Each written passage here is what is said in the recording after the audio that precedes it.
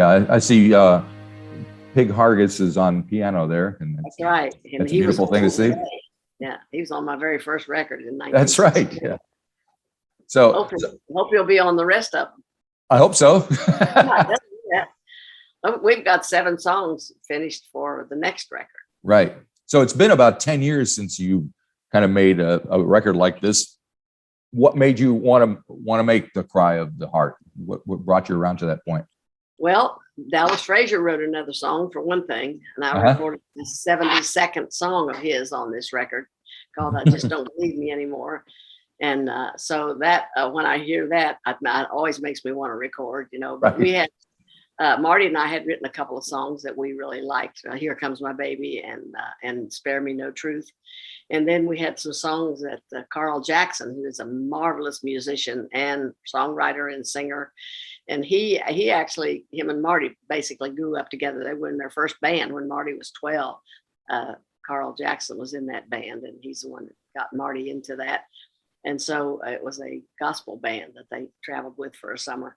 So we had some great singers. And then Marty and Harry Stinson, who is one of the fabulous superlatives of Marty's band, they wrote one song called "Look Out Heart." They wrote that for me.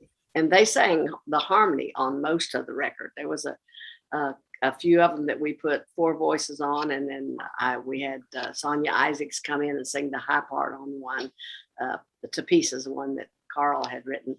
And so it was just so much fun. So a good vibe in you recorded it in Nashville, I assume. So yeah, the Ruckus Room was the Ruckus Room. Yeah. So what was the process like of getting you lay down the tracks first with the musicians and overdub or? I like to do it all at once. Oh yeah. Yeah, and then we did do the overdubs on the vocals, not my vocal, but the background vocals, and we added, like Marty played 6 or 8 different guitars on this record, so he did a lot of sounds that came out of there was Marty on one guitar or another, and but most of it we did all at once.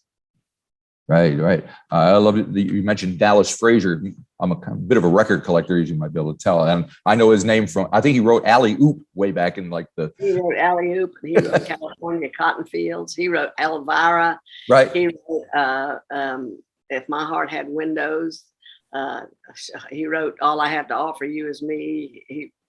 I just don't understand why he has been in the Hall of Fame. It's crazy. Yeah. Not doing that either. He's very ill at the moment. So. Okay. So the record's been out for a few months now. What has been was the reaction kind of what you were expecting? What were you thinking was going to happen? Actually, it was much more than I expected. I didn't expect to be on a record label called Fat Possum Records. I saw that it's a pretty cool label. How'd that happen? Oh, it is, but I never thought that I'd ever, they'd be interested in my songs. But Marty and I were talking, and we were just about ready to go with John Prine's record label, and then John passed away. Right. And the fellow that pitched it to John's company went ahead and pitched it to Fat Possum, and they liked it. And so I really like them. I met them personally, the 2 boys that have the label, and I like their heart. I like the way they operate. And I liked how honest they were and into it they are. Yep. And they were just looking for authenticity. And, I'm probably the first country one that's been on their label. But it's been a wonderful relationship. Yeah, because they started out kind of finding older blues guys and bringing them back, and then they've become kind of hip. So, yeah, it's great that they're doing this with you. It's fantastic. It is. I'm really proud to be with them. Now, the album starts with a tune called "1,000,001." And I'm just wondering why, if you can tell me a little bit about why you recorded that and why it's the first track on the record. How many teardrops have I cried over you? 1,000,001 tears, 1,000,002.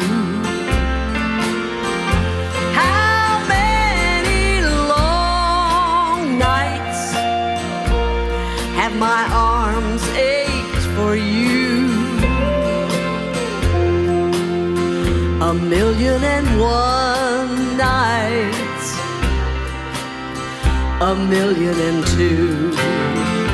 Well, we had the Marty Stewart show on RFD TV, and Right. we did it for 6 years, and we did 26 shows a year, and I was on every show except a couple when I was had a little ailment and couldn't make it to the studio that day, and we do 2 a day, so I missed 2 shows, but we were doing all kinds of songs, and I thought, I don't want to just do my songs. I want to do songs I've always wanted to sing. Uh-huh. And that was one of them. And that track is actually off the television. I didn't re-sing it. It's live in the television studio. Right. And there's several of them. All the Time was also that way. And we've got some on this next record coming out that also was live on TV. But they just may add or remix or something. But as far as my singing is concerned, it came straight off of the television. Right. I love the fact you're telling me about the next record already. It's fantastic. So singing, I mean, you've been singing for a long time. What do you do anything to keep your voice in shape? Do you have to approach singing a different way now than maybe 40 years ago? I have noticed that I should. I haven't been very good at, but also I had COVID very bad and almost didn't get through it. And so actually I'm still, have some of the effects of it. But one of the things it did was lock up my ribs, and it also locked up the muscles in my neck. And so I had therapy for that most of this past year. Right. But I don't, when I sing around the house, I don't project. I just sing, which I do all the time. But when I get out there and then project, I realize, Connie, you're going to have to grow up and start doing something for what you're going to get. You have to earn what you get. I love the fact that you sing around the house. Do you sing your own songs or stuff on the radio or what? Oh, I sing everything. Yeah, I sing everything. Anything comes to my mind. A lot of the old pop songs that I listened to growing up when we couldn't get anything else on the radio, I'd listen to them. I mean, I love the Platters and, I can't believe you said that, because that's what I do. I sing Only You and The Great Pretender around the house all the time. Right. It drives my kids crazy. Yes, sir. And I even do the oohs and ahs. Fantastic. I love it. That's great. Now, on a more serious note, there's been a lot of talk about women in country music and the radio and all that, and how they approach women differently than men. And is that changing, or did you find it a problem, and has it changed in your eyes? I never really thought about it. I just did what I did, and if they liked it, great. If they didn't, I still had the kids in the house and groceries and washing and things like that to do. So it just never bothered me. One thing that would bother me is once in a while, in the early days, they would, you would booked a lot of clubs, especially in Texas. I used to work in Texas a lot, 8 or 10 days a month in Texas. And they had a lot of the clubs and the dance halls and all. Once in a while, you'd come into one where the guy that booked you thought he had you for the night, and that didn't work with me. So one time was all it was at that club. But I don't know. I just don't think that way. I love being a woman. I enjoy being a woman. I enjoy being a mother and a wife. And I've got of course, I'm blessed with a great husband. And so that helps. And I've got great kids. So I don't have any complaints at all. That's good to hear. And do you have any interaction with some of the younger country artists, the Taylor Swifts, those kind of folks? Well, I don't know Taylor. I've met her at the awards one night is all. I don't know her at all. I've met a lot of the younger ones. They're just, if they come to the Opry is usually where I meet them. Right. Because the shows that I do, they're not the big venues. Yep. They're because we're not on the radio. The younger ones are on radio. So our venues are still the older venues and the smaller venues, which is fine with me because I like to be up close to the people. Yeah. So as I said, I don't have any complaints, and I love meeting the young ones. And we've been listening over the pandemic. We listened to a group called Colt Clark and the Quarantine Kids. Okay. If you haven't seen them, look them at. They're on YouTube. I will. Yeah, and then there's another family called the French family, and the father, the woman is beautiful and she sings so good, and the father, Marty says. Now this is, I mean, if I could say it, might not mean much, but Marty says he's one of the best guitar players he's ever seen. And his son, who's 14, is right behind him, and they're playing it. And that family, the French family, he's from Australia and she's from New Zealand, I believe it is. Well, okay. And they live in Hendersonville, Tennessee. But there's just different people. Of course, Mandy Barnett, that just became a member of the Grand Old Opry, is I think one of the finest singers we've got. And she was a guest on the Opry for 519 times before she was asked to be a member. My God. And I had the privilege of getting to ask her. Very cool. It sounds fantastic. So I think I read somewhere that a documentary is being made about you. Do you know anything about that? Can you tell me anything? Well, Marty made a little documentary on me a while back. And I think it's maybe on YouTube. I'm not sure. I know it has been. Right. He just put some stuff together because he had all my pictures and all my stuff and knows me pretty well. I'm sure he does. All right. And also the Bear Family label, I think, has been putting out these big kind of reissue box sets, kind of or tracking. Do you have much input into those things? Or? Oh, yes. Yes, I definitely do. And I'm so proud to have 3 box sets with Bear Family. Right. They just released the 3rd one. And the first box set was about all the RCA Victor stuff. Yeah. You know, and well, part of it until I think 72 or something. Anyway, the first and the second one were mostly RCA Victor because I was with them for so many years. And this one that's out now is the Columbia's. With them for 3 years, and it's the Columbia stuff. Yeah. I've had a few things in between, and we may have stuck a Warner Brothers song on there or something, but mostly it's the Columbia stuff. Yeah. But yeah, I talked with the guy that wrote the story. We spent many hours playing the song and talking about them, and Barry Mazer, who's just a wonderful, wonderful journalist, and he did the notes on 2 of them. Cool. But so it's and we, there's if a song we didn't want on it, didn't get on it, So Marty and I were both, and the Bear Family was so great to work with. I bet. Yeah. Well, they've been doing it for a long time. I think they've made that stuff. Yeah. Box sets since the 70s. So for you, what's it like for you to go back to that stuff and dig into the archives and listen to the outtakes and all that? Yeah, I love it. It's my best. My best stuff is on those records, Right. Hopefully I got a little bit more stuff coming out. It'll be pretty good. I'm not done yet. That's the spirit. And has your audience changed over the years? I mean, Americana is kind of the thing these days. They got gray hair and wear glasses. Yeah, right. That's why.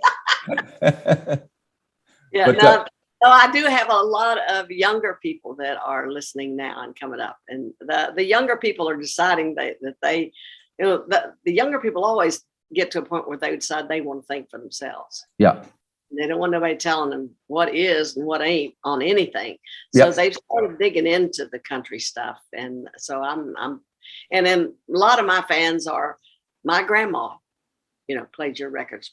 When my mama died, I got all your records and stuff like that. Yeah. And that's where I get a lot of my fans is my original fans have blessed me and kept it going by passing them down to their family. Yeah. And then yard sales and you'll find a few of them there too. Yeah, and I think people's just attitudes about country music, I know mine have. Like I told you, I grew up in rural Pennsylvania. My parents loved country music, so I hated it. When I was 12 years old because I wanted to rebel and all that. Now I can't get enough of it. So you have to kind of grow into it sometimes, I think. Well, and also you grow into the heart of it because what it's talking about is just plain old life. And it's the country music to me is kind of a gauge of what's going on in society. Yeah. And how is society in the States these days? I moved away from there a long time ago. I read all about it here in New Zealand. Well, how are you feeling about it? I think we need help. I think we need think we need to look at our own hearts instead of complaining about everybody else's. Right. Yeah. Mhm. That's Fair all enough. preachers want to do. All righty. So the new album, how long do you think it's going to be before you get this one out? I'm not sure. It won't be so long. Marty is really busy right now. He's playing catch up from being, off for the pandemic. We had a wonderful, it's awful to say, but we had a wonderful time during the pandemic because we got to be together, Right. so much. And we just really loved that. And, but now he's back hitting the road. He left last night and be gone for 2 or 3 days, and he'll be back, but he'll be doing that. He'll be gone, quite a bit here before long. Yeah. Plus he's got a thing he calls Songs I Sing in the Dark, and he was releasing them one at a time, and that'll probably go into an album. He's got an album called Altitude that is different than anything you've ever heard or anybody else has, and I love it because it's great. Marty. That's where he's at. And so he's got an instrumental album ready to go. He was busy all through the pandemic. He Yep. can't sit still. So he's going to be creating because he's got so much in him. It's just got to get out. Well, I've been hearing that a lot. The pandemic is actually for the creative folks who they got taken off the road. They've got all this stuff going on inside them, and they got a chance to get it out. So that's fun, and it sounds like it's good for music fans. So you can't argue with that. Yeah. And do you hit the road, or are you kind of happy to be in Nashville and do the occasional gig? Well, I canceled last January is when I got COVID. Right. Marty, he had a light case and I had a dandy, and was in the hospital for 11 days and not sure if I was coming out for a while. But I'm one of the long haulers, so I'm Right. still have. So I canceled everything I had left for the year last year. But my first date, I think, is in February. There's this place in Texas that books Marty and I on Valentine's Day every year. Nice.